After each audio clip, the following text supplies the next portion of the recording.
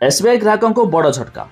जदि आपण मानकर एसबीआई अर्थात स्टेट बैंक ऑफ इंडिया रे खाता अच्छे आपण भी टंका विड्रॉल करूछंती एमिति कि बैंक रे मध्य टंका रखुछंती तबे जानि रखंतु एबे आपण को मिलिबो कम सुध। एनै मध्य एसबीआई पक्षरु जारी होला एक नुआ सूचना।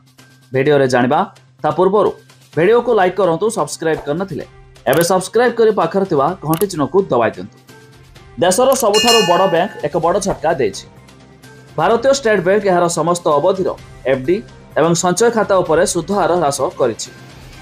एसबीआई समस्त नियमित एफडी योजना सुध 25 बेसिस पॉइंट एवं संचय खातार सुध 50 बेसिस पॉइंट ह्रास करिछि। तबे नूतन सुध हार 15 जून 2025 रु लागू होइछि। जेबेठारु आरबीआई रेपो हार ह्रास करिछि सेबेठारु देशर बड़ बैंक गुड़िक समानकर सुध हार ह्रास करिसेंति। तबे एचडीएफसी एवं आईसीसीआई मध्य बैंक गुड़िक सेमानकर सुध हार ह्रास करी लोकंकु बड़ झटका दे सारिछंती। एबे एसबीआई मध्य सुध हार ह्रास करिछि जा सुध माध्यम लोकंक आय ह्रास करिवो। तबे भारतीय स्टेट बैंक समस्त नियमित एफडी उपरे स्थिर जमा सुध हार 25 बेसिस पॉइंट ह्रास करिछि। संशोधन परे बैंक साधारण नागरिक पई 3.5% रु 6.45% मध्य एफडी उपरे सुध हार प्रदान करुछि।